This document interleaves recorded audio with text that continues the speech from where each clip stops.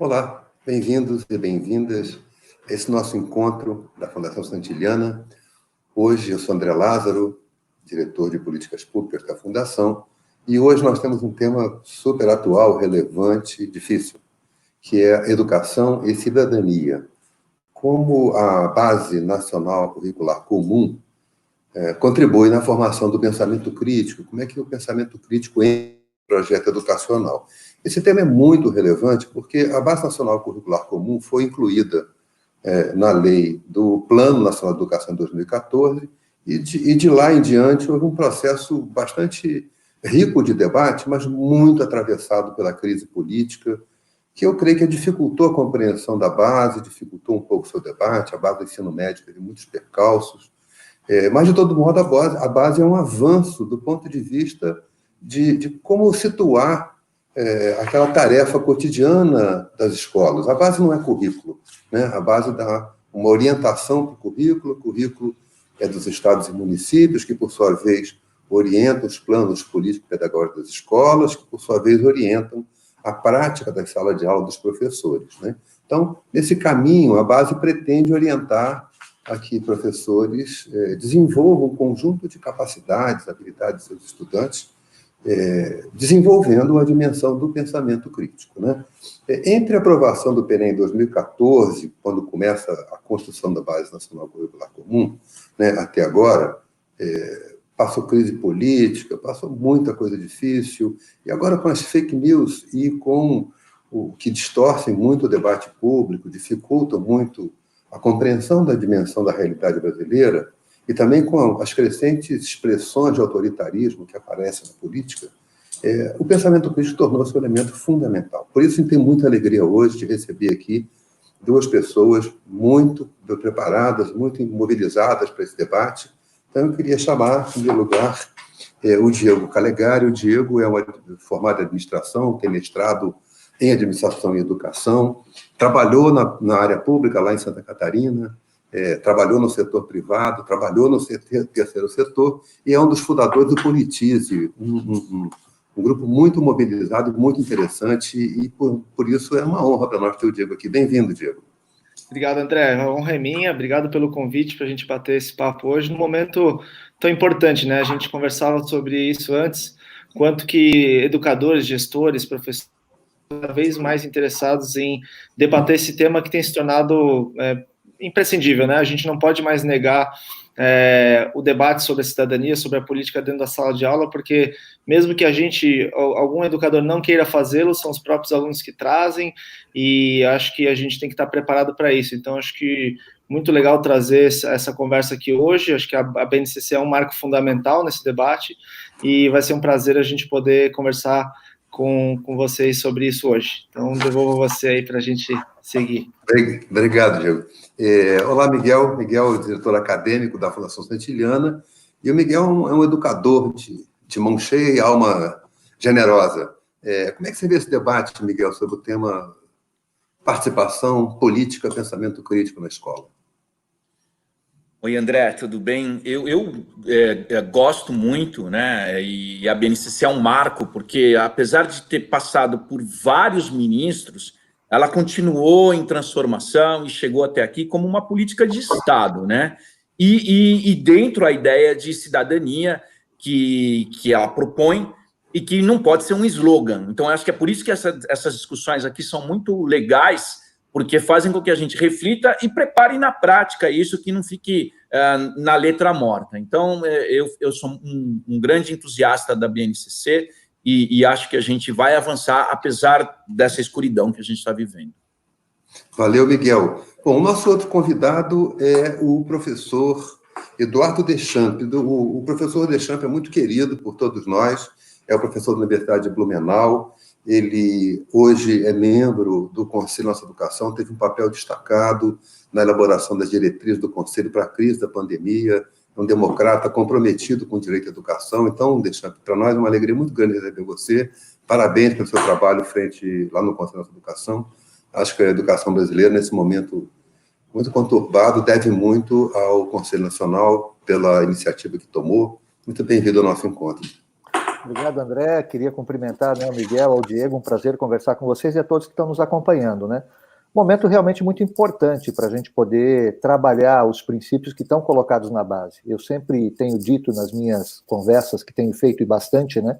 Nesse momento de reorganização da educação do Brasil ao longo desse ano em virtude da pandemia, de que talvez o momento seja, se é que existe uma notícia boa do momento, é que a gente tenha a Base Nacional Comum Curricular, porque ela vai ajudar muito a orientar a forma como nós vamos enfrentar os percalços, os impactos que a pandemia vai gerar para a educação brasileira, não só esse ano, mas também nos próximos anos. Esse é um impacto que não vai apenas se resolver ao longo desse ano. Então, toda a reorganização curricular a partir dos princípios colocados na base é super importante. E aí tem o fator, né, que o próprio Miguel, o Diego e você, André, já colocaram, do conceito que a base traz em relação à educação brasileira. E o conceito, quando nós discutimos, eu que fiz todo o acompanhamento da discussão também no Conselho Nacional de Educação, da aprovação da base, quer como presidente do Conselho, depois, atualmente, até como presidente da comissão da base, esse é um conceito que traz um conceito de país embutido. E certamente,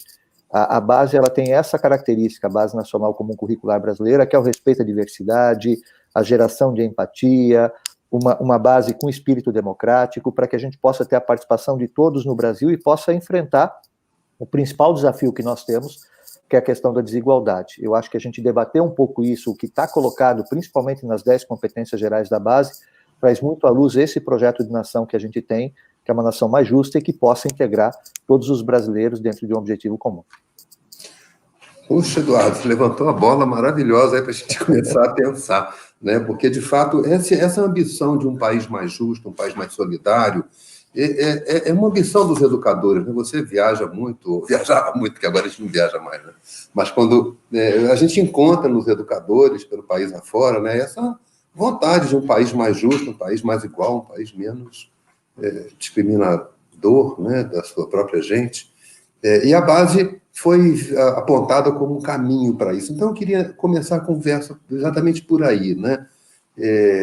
O país está vivendo momentos duros da pandemia, todo mundo sente isso, né? A classe média mais recolhida dos seus apartamentos e casas, talvez até com algum conforto, mas não sem algum medo, né?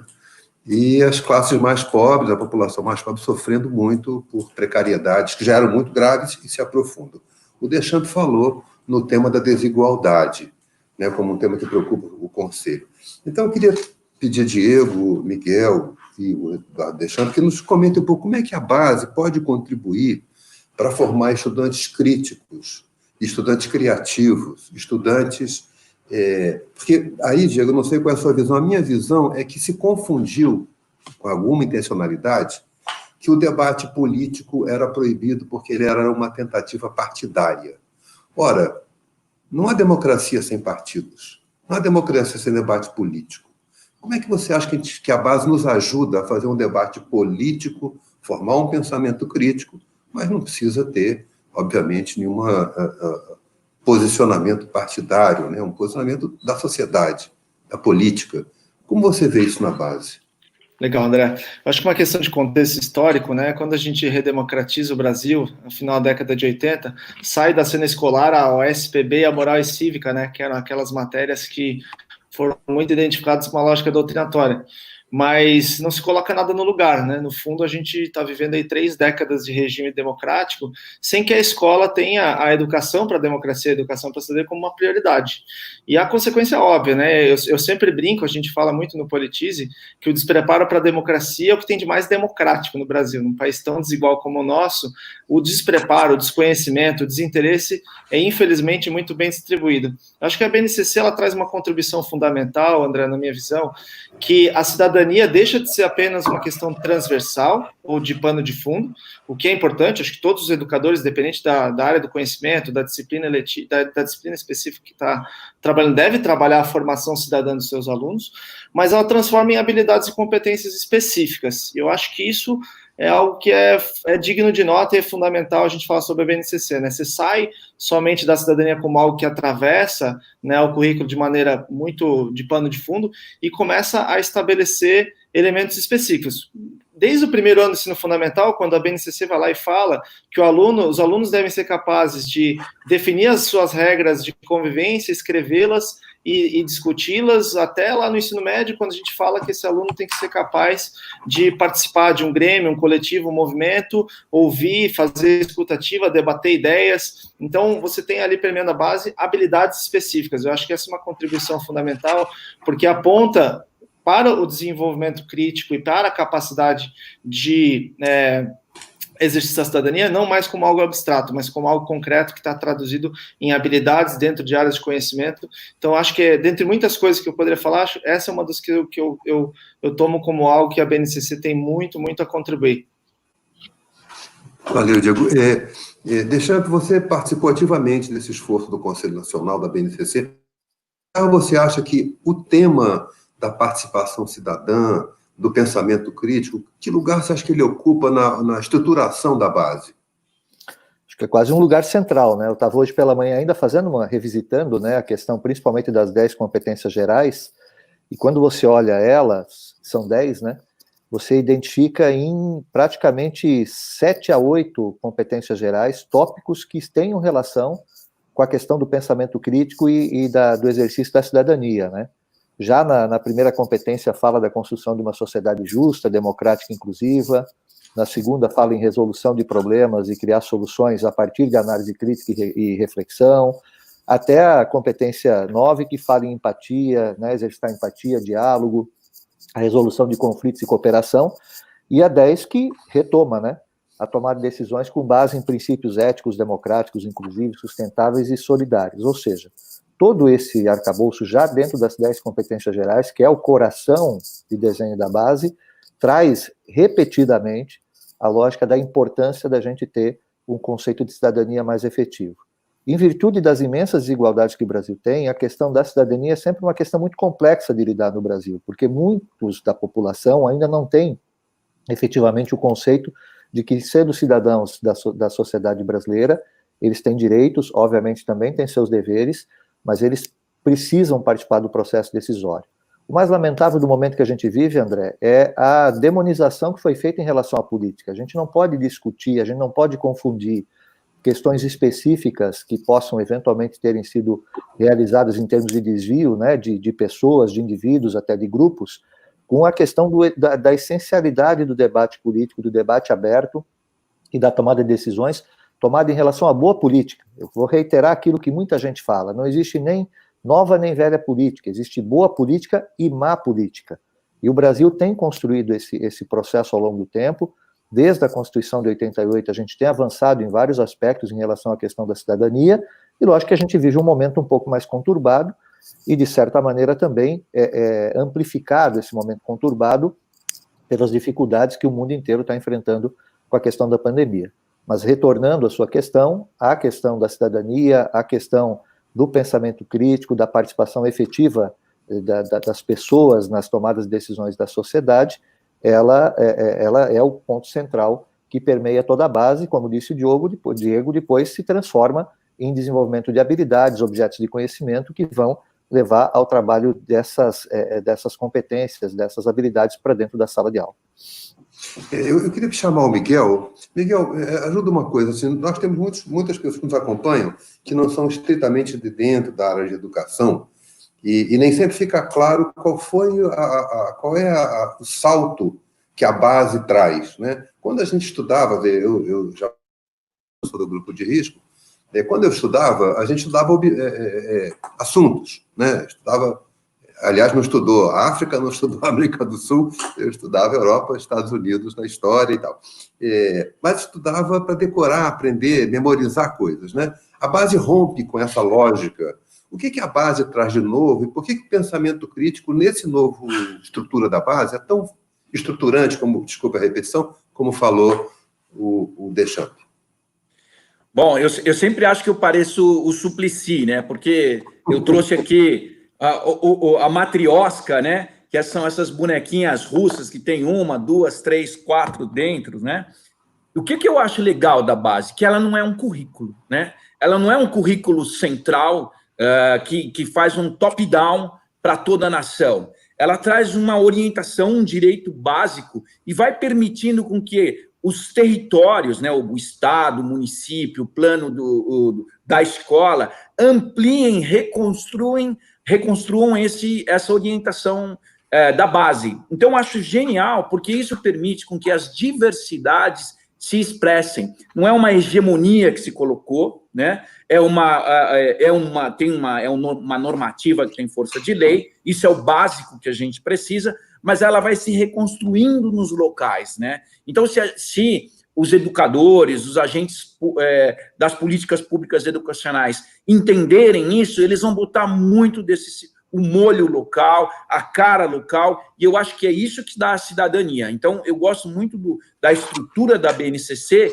que permite a transformação local sem abrir mão do direito essencial da aprendizagem. Diego, você trabalhou desenvolvendo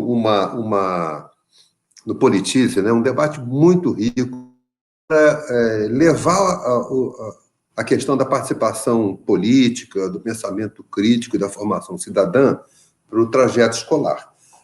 Hoje é muito preocupante porque os educadores estão enfrentando, em alguns lugares do Brasil, e muitos, não são poucos, né, uma forma de perseguição a partir de um movimento chamado Escola Sem Partido, que tentou vetar o debate, introduzindo uma oposição completamente absurda entre educar e instruir, né? Como se a escola tivesse apenas instruir, não sei exatamente o que significa isso, apenas dar conteúdo, e não educar, que, como diz nossa Constituição, a educação deve trabalhar para o desenvolvimento da pessoa, a sua formação para a cidadania e para o mundo do trabalho. Então, Diego, como é que você acha que a base pode fortalecer os educadores no cotidiano da sala de aula para que o debate, a compreensão da cidadania e suas implicações políticas possam ser tratadas com a liberdade que isso necessita e com esse aspecto muito importante que o Miguel trouxe, né, que é trazer a questão local, né, viver a questão local para a escola. A escola está num lugar, ela vive com pessoas daquele lugar, ela tem uma conexão profunda com a sua comunidade, mesmo que não saiba. Como você acha que a base e o trabalho do Politize ajuda essa transição para uma educação mais comprometida e mais explicitamente comprometida com o Programa Cidadão? Muito bom, André. Eu acho que, como o Deschamps falou, né, a base tem na essência essa articulação com uma coisa também chamada protagonismo do aluno, né? Você não tem como pensar um aluno que é protagonista na sua vida individual sem que isso dialogue com a coletividade, né? Com um protagonista também na vida coletiva. Então, acho que a base aponta muito para a cidadania num aspecto mais amplo, né? Do cidadão que busca o bem-estar individual em consideração, ou até mesmo por meio do bem-estar coletivo, né? Isso é muito importante quando a gente trata da formação para a cidadania, essa visão de coletividade muito importante. Eu acho que, no caso específico, vou trazer um caso concreto, né? A gente fez um trabalho, está fazendo um trabalho com uma escola de tempo integral, top de linha, pública, né, de uma rede estadual, que usa um modelo que é muito bem sucedido de educação em tempo integral. Então, você vê, tem as eletivas, eles têm os clubes, gestão democrática da escola, os alunos protagonistas. Quando a gente foi apresentar a nossa solução, né, a gente criou uma primeira letiva para trabalhar esse tema, chama Cidadãos Hackers, a gente brinca, né, que é o cidadão hackeando, no sentido positivo, o poder político, né, podendo apresentar suas proposições, podendo apresentar sugestões de melhorias para a comunidade. E a reação do diretor da escola foi, nossa, isso era exatamente o que nos faltava, porque a gente tem um ótimo trabalho dentro dos 4 muros da escola, mas a gente ainda não consegue, muitas vezes, fazer o diálogo disso com o mundo lá fora, do exercício da cidadania também para fora.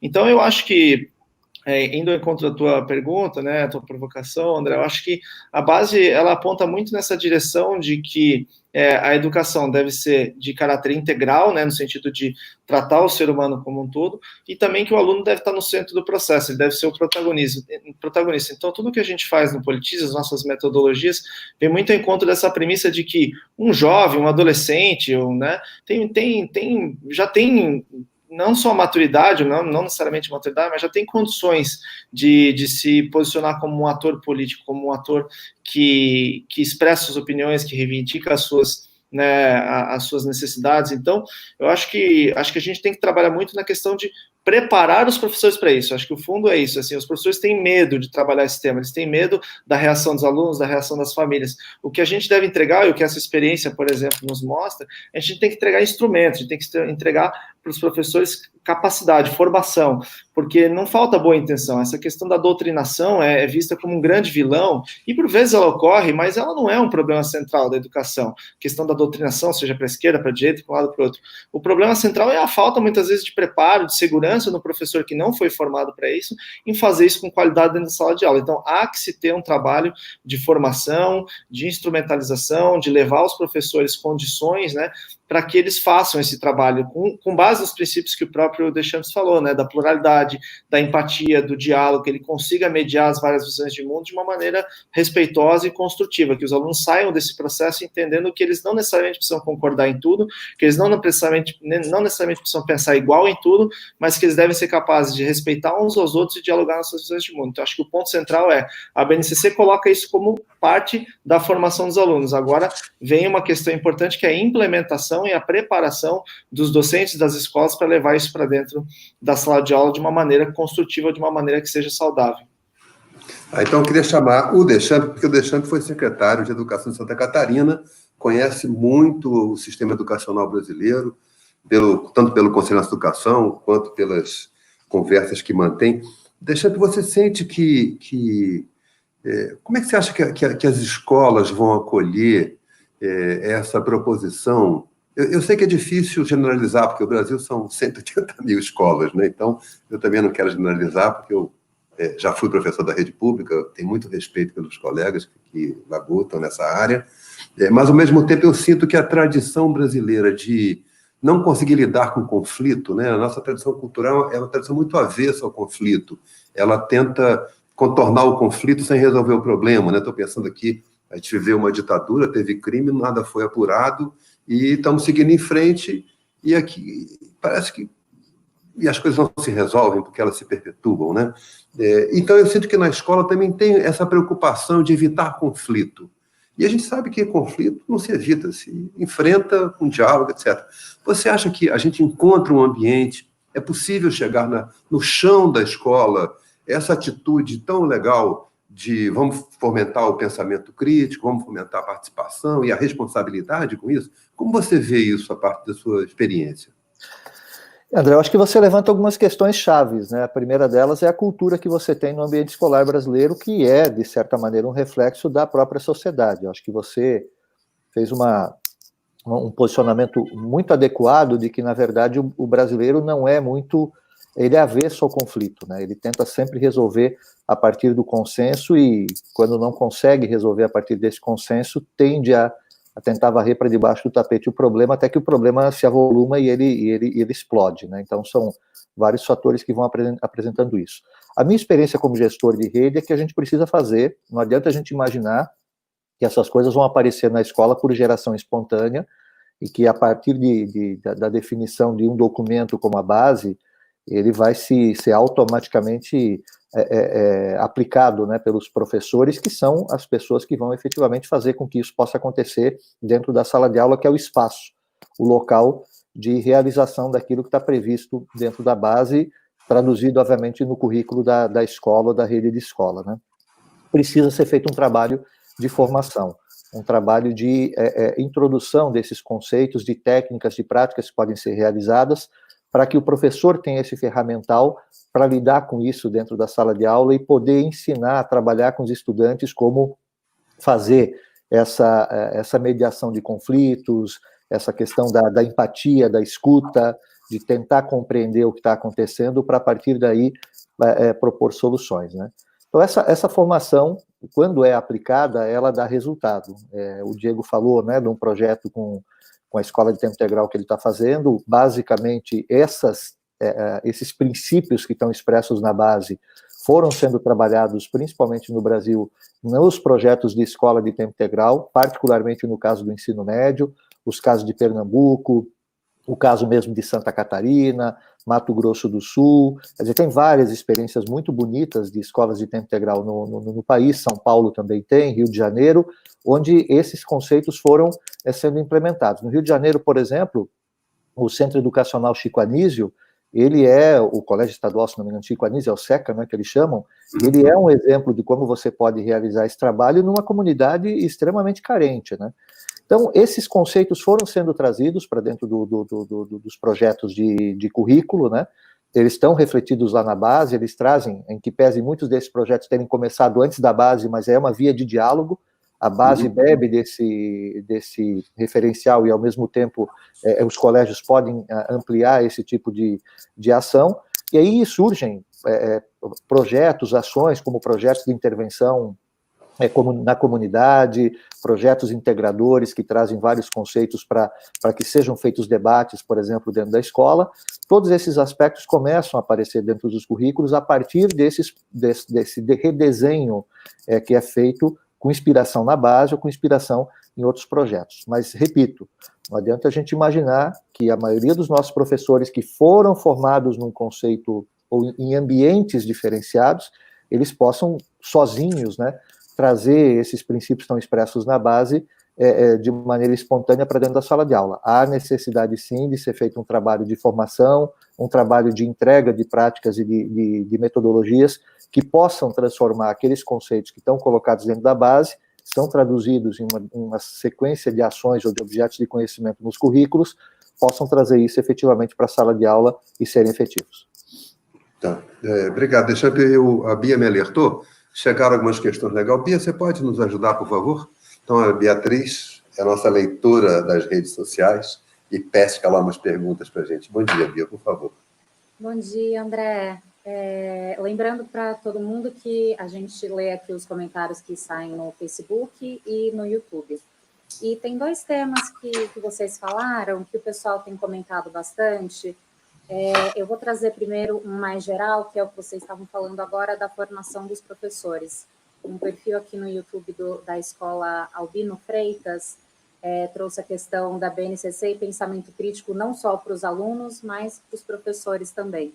Né? Sempre nas nossas lives, os professores trazem essa questão da formação, da necessidade, né? Mostram uma força muito grande de querer fazer essas formações, e tem aparecido alguns comentários hoje também de uma certa resistência de alguns professores a participar de formações. Queria que vocês comentassem um pouquinho esse assunto, e vou aproveitar para trazer mais uma pergunta, dessa vez um pouco mais direta, da Márcia Nunes Duarte. Tá? Que ela fez, a pergunta dela é a seguinte: então as escolas podem decidir os seus currículos e seus conteúdos de acordo com a sua região, sua comunidade? Então, para vocês comentarem mais um pouquinho essa questão das regionalidades, que acho que ficou com algumas dúvidas por aqui. Tá, muito obrigado, Bia. Miguel, você botou em campo a bola dessa riqueza das escolas, a parte da BNCC. Você pode comentar a observação da Márcia, por favor? Então, é possível, sim, Márcia. A gente está... Essa ideia mesmo, né? Então, o MEC, junto com o CONSED, com a Undime, organizou a Base Nacional Comum e passou para os estados, né? E os estados e municípios, e os consórcios de municípios, elaboraram, no fundamental, a gente já tem esses currículos em todos os estados, que repassam para as escolas. E as escolas têm os seus PPPs, né? Então, fazem seus PPPs em cima desse material, e esse PPP, na mão do professor, é totalmente transformado, vou falar uma palavra, customizado, né, para os interesses da sociedade. Então, da sociedade local. Então, é possível, se a gente acompanhar bem esse processo, né, e agora estamos fazendo no ensino médio, a gente começa a perceber que há uma grande amplitude de ação do professor, né. Eu queria só colocar nessa linha, a Érica, ela faz um lamento, porque não tem aqui na mesa um professor negro, uma professora negra, e a gente aqui da Fundação já está correndo atrás de colocar mais diversidade nessa discussão, né? Porque, no fundo, a gente também está correndo e muitas vezes não dá tempo de fazer a curadoria como você está pedindo. Foi muito legal porque você falou um lamento. A gente também lamenta e vai ser mais legal ainda as próximas, né, André? Com certeza. Obrigado, Miguel. Érica, obrigado por sua observação, você tem razão, e no momento que o o Brasil, o mundo, os Estados Unidos luta contra o racismo, né? O Brasil, aqui eu moro no Rio de Janeiro, a gente tem assistido coisas terríveis aqui de ver brutalidade policial contra a população pobre das favelas. Não há dúvida de que há ações racistas contra essa população, então eu quero me solidarizar com o seu comentário e, de fato, nós estamos procurando ampliar a diversidade de opiniões, de pontos de vista, políticos e também do ponto de vista da nossa diversidade sociocultural, étnica, e em breve acho que teremos umas boas respostas a dar para a questão que você nos traz. E agradeço muito o seu comentário, porque isso é fundamental, né? A percepção disso e o nosso reconhecimento de que precisamos avançar nessa direção. Deschamps, você usou uma frase que eu gostei muito e que eu vou trazer para você, vou devolver para você, porque ela traz uma questão, a meu ver, interessante. Você fala que muitas iniciativas, e você citou o caso do Politize, né, se deram antes da BNCC.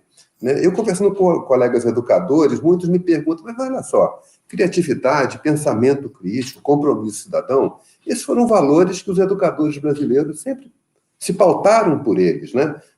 A gente que é do ramo, né, não cansa de lembrar do Manifesto dos Pioneiros, lá atrás, nos anos 30, né, a grande militância de Anísio Teixeira, que falava que a grande máquina da democracia é a escola pública, né? Então, essa preocupação esteve presente. Você vai ler o Darcy Ribeiro, você vai ler o Paulo Freire, você vai ler, mesmo os católicos são pedagogos preocupados com esse compromisso cidadão. O que é a base nova ao trazer esse para a linha de frente?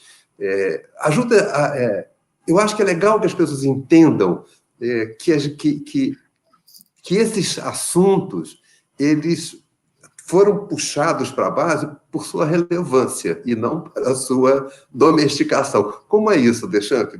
Ajuda a gente então, vamos lá. Na história da educação brasileira. Como é que a base conversa com essa ansiedade da educação brasileira? Primeiro que a base não veio de cima para baixo, né? Ela foi construída aqui no Brasil. Então, ela é muito reflexo do que foi colhido de sugestões ao longo de todo o processo de discussão dela. A gente não pode esquecer, em que pese haver algumas críticas, eventualmente, de como que o processo pôde ser realizado, mas ele foi um processo extremamente democrático e amplo, né? Lembrar que a gente teve milhões de contribuições na primeira versão, depois nós tivemos um outro grupo de contribuições importantes na segunda, e depois houveram vários debates realizados, inclusive, pelo Conselho Nacional de Educação. Ou seja, a base nasce das discussões que foram feitas com a sociedade brasileira, e ela reflete aquilo que a sociedade brasileira entende que é importante ser trabalhado. Por isso que não tem muitas novidades na base em relação àquilo que já vinham como conceitos importantes e estruturantes para a atuação da educação brasileira. O que a base fez foi sistematizar isso. Na verdade, você tinha esses conceitos, eles eram eventualmente trabalhados nas escolas de formação de professores, eventualmente, e é bom lembrar, o Brasil não tem tradição de currículos, né? Quando foi feito todo o trabalho de identificação e estruturação da base para que ela servisse de referência para currículos, quando a gente for olhar quem efetivamente tem currículos ou propostas pedagógicas, por exemplo, eram poucos estados ou poucas redes que têm isso organizados. Então, a base ele traz um pouco esse conceito, serve de referencial daquilo que é essencial ser trabalhado em todo o Brasil, de norte a sul do Brasil, com todos os estudantes, mas ela reflete um pouco isso daquilo que existia, não de maneira sistematizada no Brasil. Então, a base traz isso, ela inova, quando ela começa a trabalhar com um conceito um pouco mais moderno em relação à questão de competências, de habilidades, mas talvez a principal contribuição da base mesmo em relação a esses conceitos que já permeavam a sociedade brasileira e principalmente os professores, né, na sua atuação na sala de aula, é sistematizar isso. O grande pulo do gato não é ter esses conceitos. Eu acho que os conceitos estão estabelecidos, a gente sistematizou dentro do documento da base. O grande ponto é agora essa transição que é feita, como bem disse o Diego e falou o Miguel, que é de transformar o que está colocado ali como essencial na base em currículo, em projeto pedagógico da escola, e que isso efetivamente consiga se transformar em práticas pedagógicas dentro da sala de aula. E aí vem essas experiências, que são experiências que podem servir de benchmarking, que já aplicavam os conceitos que estão na base de maneira exitosa, através de projetos, né, dentro dos currículos e da atuação das escolas. O bacana é, por exemplo, um projeto que nem o Politize, porque esses tempos, e talvez isso seja uma principal questão a ser tratada. O Diego falou lá no começo que, olha, até um tempo atrás tinha, né, Educação Moral e Cívica, o SPB e assim por diante. Esses são temas que não se trata por disciplina, gente. São temas transversais que devem ser tratados em todas as áreas de conhecimento que a gente lida. Então, o Politize, por exemplo, quando ele propõe a lógica de se estruturar uma questão de currículo para o tema cidadania, para o tema ação política, para o tema de pensamento crítico, ele propõe isso como uma ação transversal que perpassa todas as áreas do conhecimento, eventualmente todas as disciplinas, e aí vem uma formação que não é só o professor que vai lecionar sociologia, ou o professor que vai lecionar filosofia, ou o professor que vai lecionar física, não, todos os professores precisam ter esse conceito para que eles também façam com que a sua prática na sala de aula seja uma prática democrática. A gente tem que lembrar que no Brasil nem sempre a atuação do professor é democrática também nas discussões que realiza com seus alunos. Poxa, Diego, você foi citado, tem direito aí a comentar. Você está trabalhando com juventude, né? O Politize fez um trabalho. Como é que você tem visto a recepção dos estudantes a essa proposição da questão do pensamento crítico, da formação cidadã nas escolas? Como é que eles reagem a essa proposta? Olha, André, nossa experiência é muito positiva, tá? Os alunos, eles reagem de forma muito entusiasmada quando a gente leva esses debates, essas reflexões, esses temas de uma maneira que conecta primeiro com a sua realidade, com os seus interesses, né? Segundo, que é levado numa linguagem jovem, numa linguagem que é adequada ao jovem, né? E que traz para eles a possibilidade também de desdobrar esse trabalho, né, essa reflexão em algo prático, em algo que faça sentido para ele, a gente sempre vê uma reação muito positiva. Acho que os jovens eles estão com sedentos para que esses temas sejam trabalhados dentro de sala de aula. E a gente recebe de muitos educadores o depoimento de que não há mais como segurar, né? Os alunos vão trazer para dentro da sala de aula. Eles vão trazer, você não tem mais como dizer assim, né? Vamos impermeabilizar o ambiente da sala de aula e não vamos discutir esses assuntos. Eles estão aí, eles estão nas redes sociais dos alunos, eles estão nas discussões familiares dos alunos, eles estão em todos os lugares. Então a gente tem que, na verdade, ao invés de tentar, né, como o Eduardo falou, jogar por debaixo do tapete, a gente tem que encarar isso de frente. E sem medo de que haja conflito, né? O conflito ele não é necessariamente ruim, é como a gente lida com ele que vai fazer toda a diferença. Então, em geral, os alunos são a recepção é muito positiva. As escolas onde a gente, já são mais de 300 escolas onde a gente já fez um trabalho, né, de educação para a cidadania, e em geral os alunos pedem para que a gente volte, os professores, os diretores pedem para que a gente volte, para que a gente continue esse trabalho. Eu acho que né, o Eduardo é um grande mentor aí do nosso trabalho, Deschamps é conselheiro do Politize, tem ajudado muito a desenvolver esse trabalho. A gente tem desenvolvido uma lógica de estruturar uma lógica curricular em torno do tema de cidadania, né? A gente tem entendido que as escolas, especialmente estaduais, agora, né, em que o modelo do ensino médio prevê uma parte do ensino seja diversificada, né? A gente entende que o tema da cidadania deve ser trabalhado de forma diferenciada. Então, a gente desenhou toda uma jornada em 6 unidades curriculares que leva o aluno passo a passo por uma caminhada que espera-se que, ao final, ele esteja muito mais preparado para aquilo que a própria Constituição diz que é papel fundamental da educação, que é o preparo para o exercício da cidadania. E aí, voltando a uma outra questão, André, que foi colocado antes, assim como o que a gente não quer é que esse aluno saia só com conceitos de cidadania na cabeça. A gente quer que ele saia com valores, né, democráticos, a gente quer que ele saia com capacidades de se colocar no mundo de forma democrática e cidadã. E da mesma forma vale para o professor. Não adianta o professor ir para um curso de formação continuada, oferecida pela secretaria ou por alguma entidade, e lá receber conceitos de cidadania, de democracia. Não é isso que o professor precisa. Ele precisa ser capacitado, formado, instrumentalizado, com práticas que ajudem a ele a fazer esse diálogo, esse debate, essa construção do conhecimento de forma saudável. Então, eu defendo muito a ideia de que, para o aluno, a cidadania tem que ser uma experiência vivencial, ele tem que sentir aquilo como algo que faz sentido para a vida dele, ele tem que sair com a concepção que vale a pena eu me conscientizar antes de fazer um voto, antes de fazer eu tenho uma informação, né, de qualidade antes de fazer um comentário em redes sociais, eu me engajar com alguma causa local. Ele tem que entender que isso vale a pena, que isso faz sentido, que isso tem um significado para ele. Então, a gente acredita muito na ideia de desenhar currículos, desenhar experiências educacionais que levem para dentro da sala de aula uma experiência diferente do que o aluno está acostumado quando ele fala de política. A experiência que ele tem em geral é política é ladrão, política é safado, né, e governo é uma porcaria, e a gente tem que desconstruir essa visão, porque não há numa sociedade democrática como a gente construir uma democracia saudável sem cidadãos que valorizam e respeitam a democracia. Então, acho que é fundamental a gente olhar sobre esse prisma, e a base nos dá um ponto de partida fundamental, né? Como o Eduardo falou, acho que a base não se faz sozinha, a gente precisa implementar, a gente precisa materializar, mas ela é uma ótima referência, né? Você falou antes, né, André, acho que foi você que falou, a gente começou a politizar antes da base ter sido aprovada, né? Quando a gente chegava numa escola, lá em 2014, 2015, era muito mais difícil falar sobre isso, né? Hoje, quando a gente chega, a gente tem, né, um argumento muito sólido, que é falar, existe uma base que fala que o aluno tem que sair preparado para esse raciocínio crítico, para o diálogo respeitoso, para os valores democráticos. Então, a gente não está falando de algo que a gente acha que é importante, a gente está falando de algo, como o Deschamps falou, que foi construído de forma colaborativa, democrática, ao longo de muitos anos, por diferentes governos, e que hoje está aí como uma diretriz importante para a educação brasileira. Então, acho que esse é o fundamental, a gente levar para dentro da sala de aula experiências educacionais que formem cidadãos e que entendam a democracia como um valor, né? Acho que isso que a gente tem que ter em mente nessas formações de professor, nas práticas que a gente for desenvolver.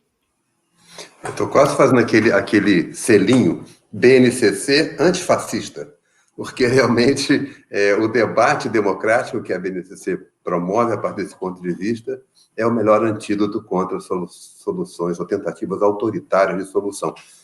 Eu recebi uma mensagem da Bia, que tem uma pergunta muito legal para a gente. Bia, você pode apresentar a gente a questão, por favor?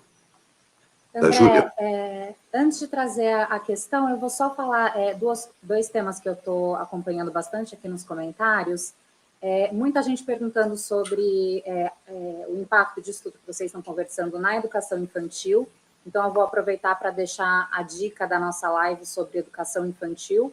Tá? Quem puder procurar tanto no YouTube quanto no Facebook, está salva lá. Então, acho que responde alguns dos questionamentos que estão aparecendo. E outro tema que está aparecendo bastante também é sobre inclusão, né, que a gente ainda não abordou em profundidade esse tema, da inclusão nas escolas, mas está na nossa agenda.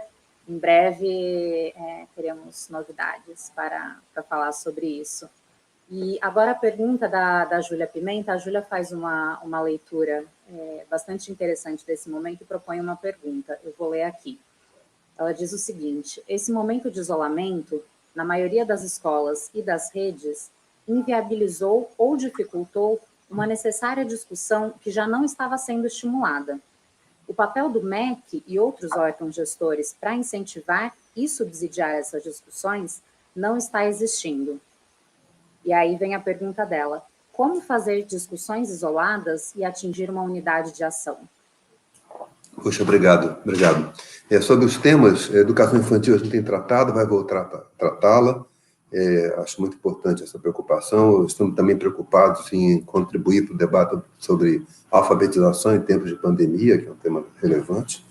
Sobre a inclusão, a Fundação Santiliana está finalizando um livro com o Instituto Rodrigo Mendes, aqui nosso abraço ao Rodrigo Mendes, admiração pelo trabalho que ele faz sobre a educação inclusiva, e a diversidade brasileira estará aqui conosco também, com diferentes pontos de vista, muito em breve. Aliás, já está.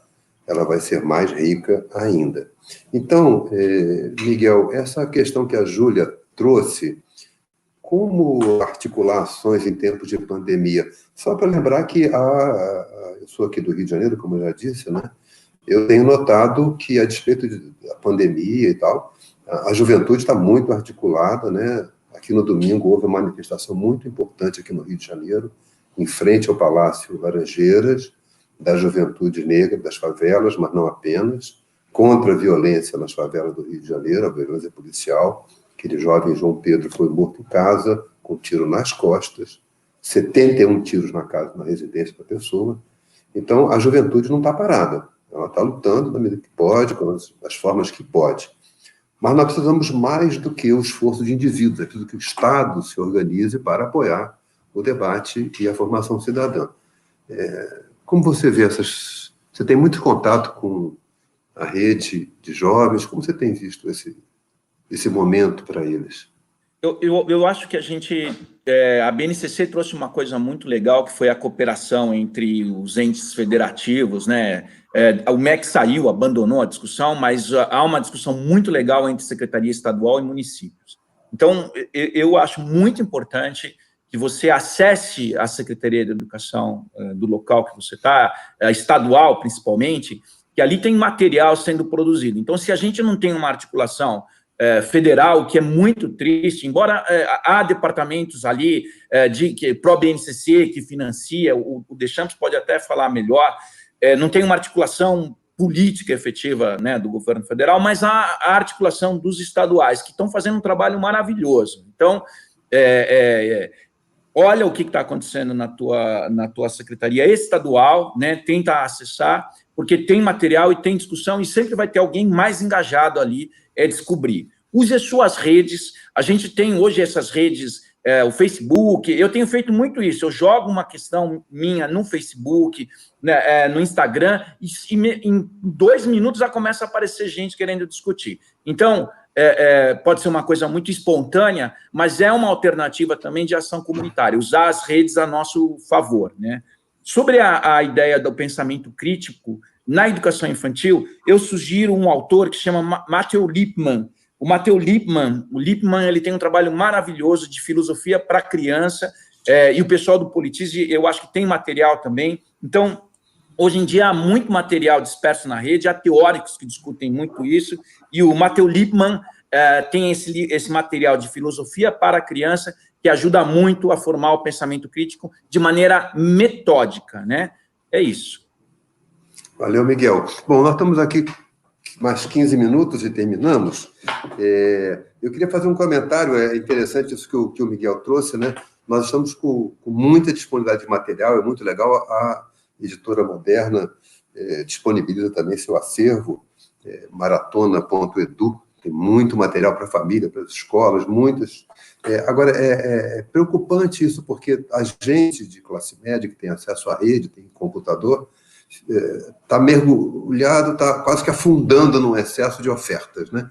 E parte da população, zero de oferta, porque não tem a conexão. Eu acho que a questão da rede vai se tornando uma demanda equivalente à água, equivalente à energia elétrica, equivalente ao saneamento básico, que, aliás, é outro problema brasileiro.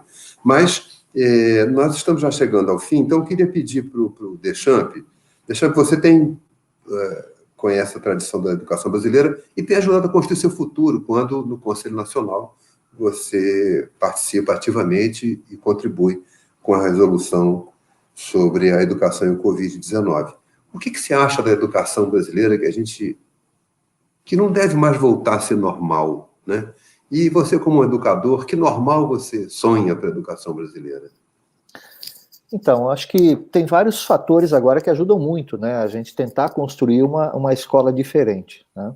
Eu acho que teve uma observação ali sobre a resistência, quando existe resistência, né, para a participação da formação por parte dos professores. A gente tem que seduzir as pessoas daquilo que é importante fazer, mas às vezes uma situação de emergência acaba colocando condições diferentes para que você possa trazer inovações para o processo, no caso educacional.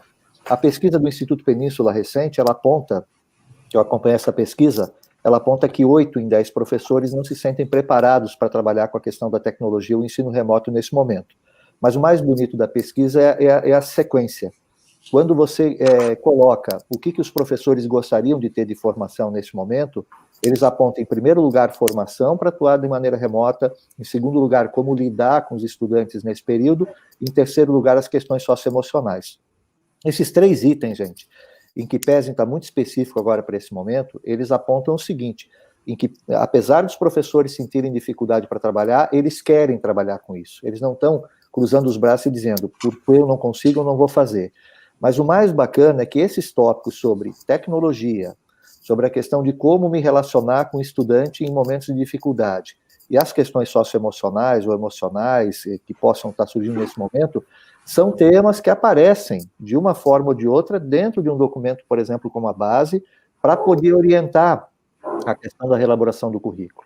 Então, eu sempre dizia que a base, na verdade, ele pode ser um referencial importante para a gente pensar uma educação completamente diferente daquilo que a gente faz hoje, quer do ponto de vista de conteúdo, quer do ponto de vista de abordagem, quer do ponto de vista de política pedagógica, quer do ponto de vista de metodologias e práticas que eu vou utilizar, quer em relação ao material, quer em relação à avaliação, quer em relação à formação de professores, quer em relação à utilização de tecnologia. O grande desafio nesse momento é como é que a gente pode passar a incorporar mais efetivamente a questão da tecnologia para dentro da escola. E, finalmente, a gente fazer algo que nós precisamos fazer há muito tempo, e isso está acontecendo agora, que é não imaginar mais que o processo educacional seja feito apenas dentro de 4 paredes na escola. A gente precisa abrir uma parede, a gente precisa quebrar uma parede da sala de aula para o mundo. E aí a utilização da tecnologia, pensar que os espaços de aprendizagem não são apenas da sala de aula, mas que a sala de aula é um elemento muito importante de orientação para que essa aprendizagem aconteça em qualquer espaço que o estudante esteja, talvez seja a grande mudança que a gente pode fazer a partir de agora. No momento em que a gente descobriu que nem sempre, ou naquele momento em que a gente viu que como o estudante não pode ir até a escola e a sala de aula, a escola tem que chegar ao estudante, a gente começou a imaginar que o espaço de aprendizagem é diferente. Se a gente conseguir absorver essas mudanças, certamente a gente vai ter um novo normal para a educação brasileira, que vai ser muito mais rico, contextualizando melhor onde o estudante está inserido e aquilo que ele está aprendendo na escola. Poxa, muito legal, é uma experiência, porque toda a prática de educação integral pensava isso, né, Eduardo? Que a escola, ela sistematiza vivências que se originam em várias dimensões da vida, né? Então, a escola não se fecha em si mesma. Eu não sei o quanto a gente acabou rompendo essa conexão escola-vida quando talvez tenha ficado muito fixado em conteúdos e pouco fixado em processos de aprendizagem, né? Eu acho que isso que era interessante que as pessoas que nos acompanham, que não conhecem os detalhes técnicos da educação, entendessem que a base está tentando transitar de um domínio de conteúdos para um domínio de capacidade de interpretação, leitura e atuação sobre o mundo, né? Essa é uma grande esperança. Então, eu vou pedir para o Diego. Diego, nós estamos, infelizmente, chegando aqui perto do finalzinho. Então, eu queria ouvir de vocês que normal nós devemos superar definitivamente, né? Que novo normal nós devemos desejar. A gente sempre conversa aqui com o Miguel, né? A ideia de que sem um sonho a gente não tem para onde ir. Então, nas piores condições é a hora de pensar mais fortemente no sonho e querer que ele se realize. Que sonho você tem aqui para nós, Diego? Legal, André. Antes de responder, se me permitir, eu queria brevemente comentar sobre alguns pontos que a gente falou antes. Primeiro, sobre a educação infantil, né? Eu vi que algumas pessoas comentaram, e eu queria reforçar que a educação para a cidadania é algo para a vida toda, né? Ela começa lá na educação infantil, mas ela segue para toda a vida. Eu acho que o que muda muito quando a gente fala de educação para a cidadania lá na educação infantil e lá no ensino médio, é que lá na educação infantil o nosso foco deveria ser trabalhar com esses alunos competências socioemocionais fundamentais para a cidadania, né? A empatia, o diálogo, o respeito pelo outro. E tem um projeto super legal de uma professora, né? De uma professora não, a professora de uma escola, a Escola Municipal Nelson Mandela de São Paulo, ela me mandou, ela viu uma outra live que eu fiz, que eles fazem a assembleia de alunos na educação infantil, aluninhos lá da educação infantil, e eles são chamados periodicamente para decidir coisas importantes da escola, em conjunto com os professores. Eu acho que esse é um bom exemplo de como a gente faz educação para a cidadania para além das palavras, para além dos conceitos abstratos, né? O aluno tem que sentir que desde o início da sua vida na escola ele é ouvido, a sua opinião é considerada, a sua opinião é valorizada, né? E que ele deve mediar essas suas preferências, seus interesses com outras pessoas. Então, eu acho que tem uma necessidade de trabalhar, como o Deschamps falou, ao longo de todas, né, de todo o currículo, de todas as disciplinas, de todos os momentos, de todos os anos da educação básica. E aí, sobre a sua questão, né, André, é difícil, a gente vive um momento muito preocupante, né? Estamos num momento de muita turbulência política, social, sanitária, né? Com coisas, muitas coisas acontecendo aí que nos assustam, mas eu sempre sou um otimista. Eu acho que o meu sonho e o sonho que a gente traz no Politize é de que esse novo normal seja de uma escola capaz de formar um aluno, e aí vou conectar muito com a fala do Deschamps, para além das quatro paredes da sala de aula, um aluno que entenda que ele está sendo formado para atuar na sua vida adulta, não só em prol dos seus benefícios pessoais ou do seu bem-estar pessoal, da sua família, mas em prol de uma coletividade. Eu acho que isso começa na escola, justamente transcendendo, né, a sala de aula e propondo aos alunos projetos, situações vivenciais que deem para ele condições de já, desde a da educação básica, viver o protagonismo. O protagonismo não pode ser uma coisa só da boca para fora, que a gente fala para você é protagonista. Os nossos jovens têm um sentimento brutal de impotência, né? A gente fala com jovens do ensino médio que já desistiram de ser alguma coisa na vida, vamos dizer assim, né? De ser alguém na vida. E a gente não pode admitir isso. Eu acho que isso vale para o nível individual, né? De estimular esses jovens a buscar uma profissão, buscar uma carreira, buscar se capacitar, mas também envolve o lado da cidadania, de buscar o bem-estar coletivo, buscar ir além das suas, das suas compreensões de mundo, das suas religiões, dos seus valores mais imediatos, e olhar para o outro como um outro que também é um cidadão, que também é legítimo, que também tem as suas preferências. Então, eu gostaria que no retorno, né, dessa pandemia, a gente tomasse isso como um momento de reflexão e tentasse olhar que nós estamos conectados. A ideia de cidadania passa pela ideia de conexão, né? A pandemia mostrou isso com toda a força para a gente, que as minhas atitudes influenciam o bem-estar dos outros e que os outros fazem influenciam o meu.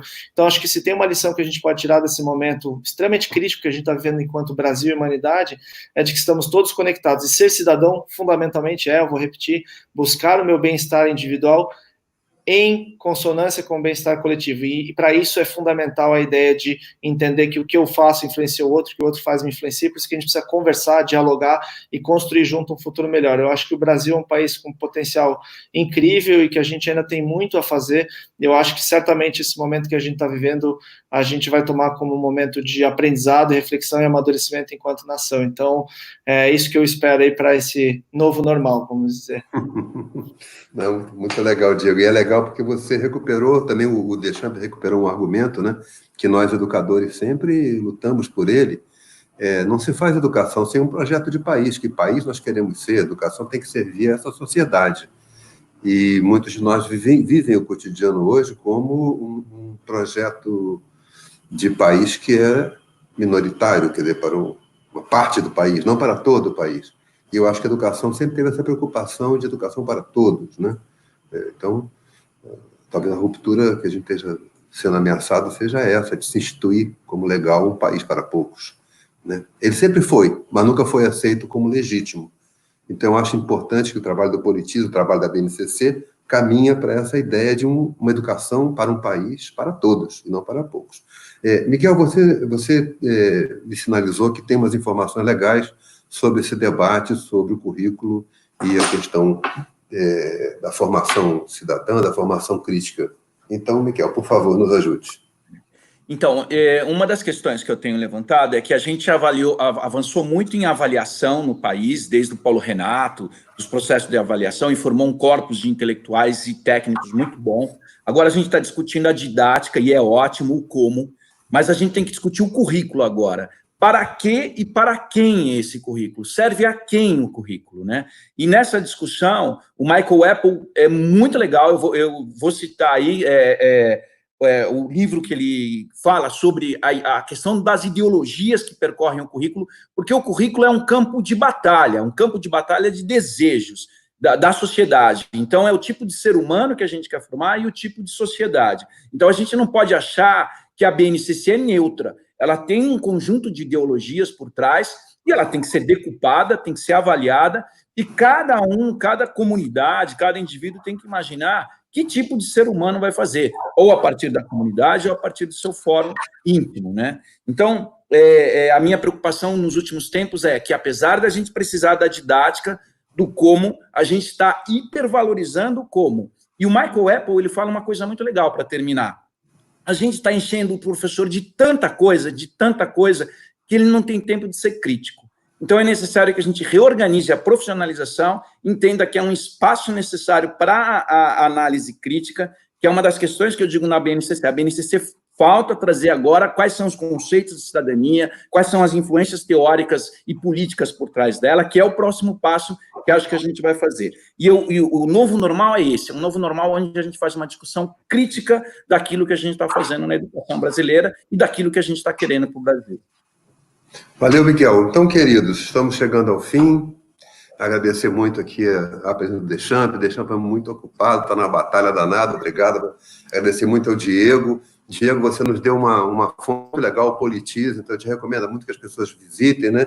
Queria retomar e recomendar que as pessoas visitem o site do Conselho Nacional de Educação, baixem a BNCC, é importante conhecê-la, é importante criticá-la para poder, inclusive, levá-la adiante.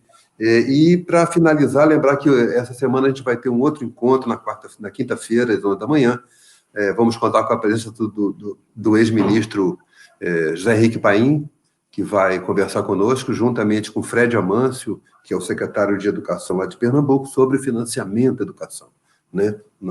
Há pouco eu conversava com o Deschamps, nós estamos muito preocupados com o financiamento deste ano, que já vai sofrer perdas, e o FNDE. Então, infelizmente, chegamos ao fim. Queria agradecer enormemente Deschamps, Diego, Miguel e todos que nos acompanharam. As nossas lives ficam gravadas no YouTube e também no Facebook.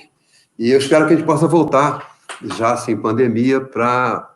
E aí, está andando bem? Então, obrigado a vocês. André, quero citar o fã-clube do Diego e do Deschamps. Incrível aqui, eu acompanhei as falas das pessoas, essa moçada está liderando mesmo. Poxa, que bom. Parabéns, Diego. Parabéns, Deschamps. Muito obrigado pela companhia, viu? Valeu, Miguel. Obrigado, Bia. Obrigado a quem nos acompanhou. Até quinta-feira.